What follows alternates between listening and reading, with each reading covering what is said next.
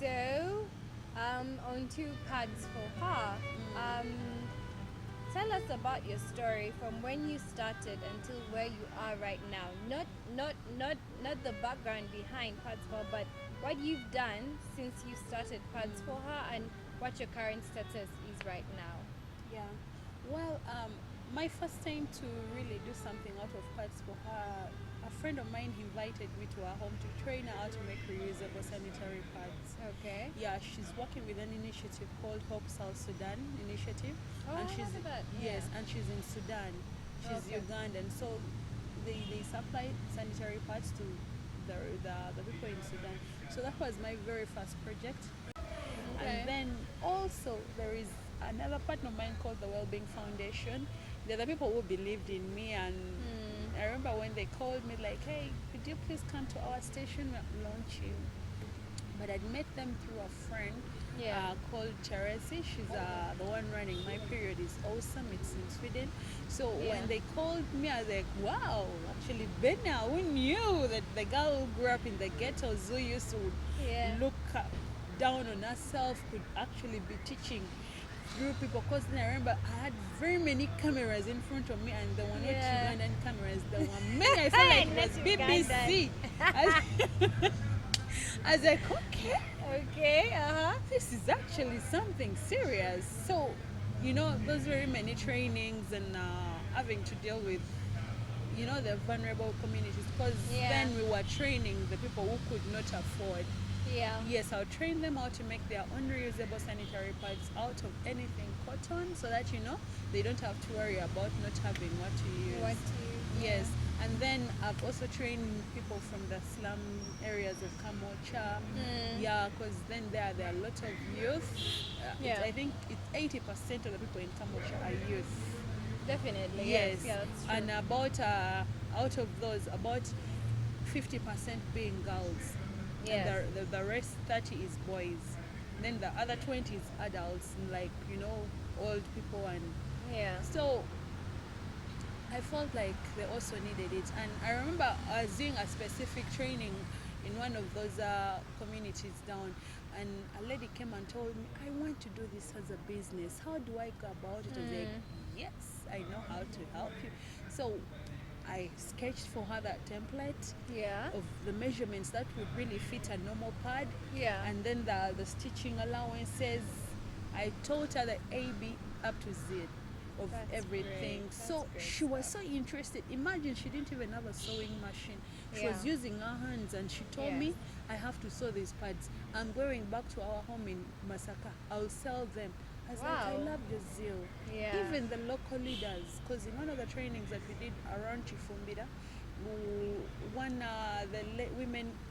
women leaders came and told me, you see, even us leaders, we are leaders, but if we don't know how to do these things, then how are we going to help our people Other that we are people, leading? definitely, So yeah. I realized that we're actually making an impact as parts for her. Yeah. And that's when we're like, besides just producing parts, Yeah. we can train, people. Yes. Because, if the part has failed, at least we shall not fail in training. In training, because Yes. people need them. Exactly. So aside the pads, what else do you do? Is Besides there the anything pads, else? I have other sewing projects, Yes. like masks. Oh, Yes. So this year, I should say God is so good to me. he always is. Yes, because when I saw COVID coming, I was like, Yeah. Ben, no, how are you going to survive? Schools are closed. Yeah. They're the places that you've been going to train. Yeah. The organizations that you've been going to train at are closed. What are you going to do? I was like, God, you know better. Me, you said, come, all of you are wearing every laden, and I'll give you the rest. Carry my ladens. But like I told you, when you have a sewing machine, somehow you can never go hungry. Trust me. Yeah, that's why I believe every woman really needs to have a sewing machine. Even if it's just in her house, Yes. somewhere, or Yeah. anyone, Yeah. just basics of life that could help. So how I happen to do masks, I just sit. I'm like, how do I do a mask?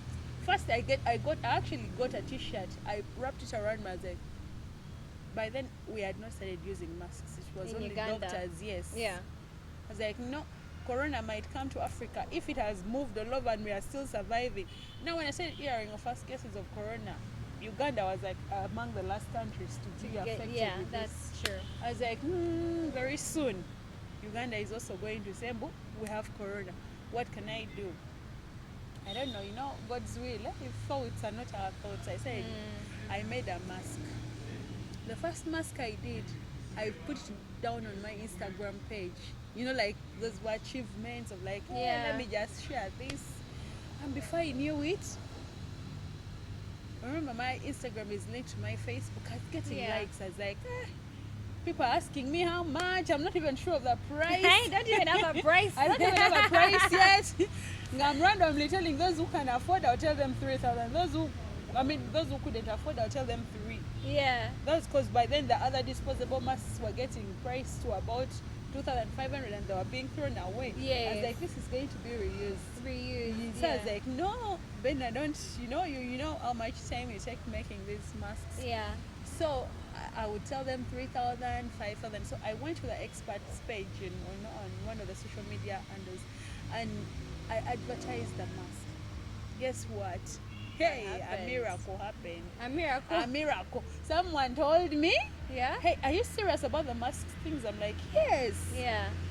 Are you able to make a large order? I was like, yes, I am. How many would you and like, you had please? no idea what you were doing. Nothing. Yeah. Nothing. When you're like, let me just take faith. Yes, faith. I know I won't fail. Yeah. The guy tells me, can you make for me 1,500 masks in 2 weeks? I was like, yes. Wow. Actually, even in 1 week, imagine me getting excited before even knowing who is going to help me work this out. Yeah. So the guy was serious. Hey, they write me up an MOU on, email and then I'm like, hey, this is Michael from Tugende. I would like you to. They tested my mask. They even brought their what is it? Is it quality control or something to do with that testing? Quality assurance, quality control. Yes. And the guy tested my mask. We were 2 people. Mine was given a tick, so I made 1,500 masks. Yeah. But trust me, I could not make them alone. Yeah, no, I was definitely like, not. now thank God I had some cash saving. This Kameza money that they give you, and you're like, let me keep somewhere. Kameza money. Yes, I would keep with the next lady who was keeping, I have opened up a random book and I just kept. So this lady would keep for me my money. I had kept her to about 400,000. Yes. When they gave me the order, thank You went God, and got I it. had friends Yeah. down who were Burundian refugees in town. Those guys did an amazing job for me. They had the material.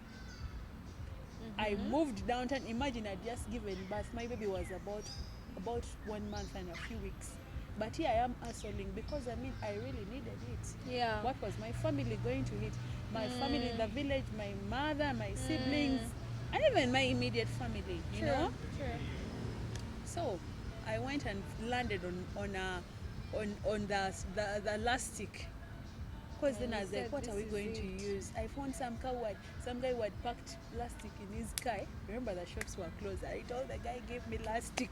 So you bought it at the back of a car? Yes. Wow. Let me tell you, after moving the whole of Chiemba, it was locked. Yeah. Now here was the lockdown. Yes. It was locked. I was like, what can I do?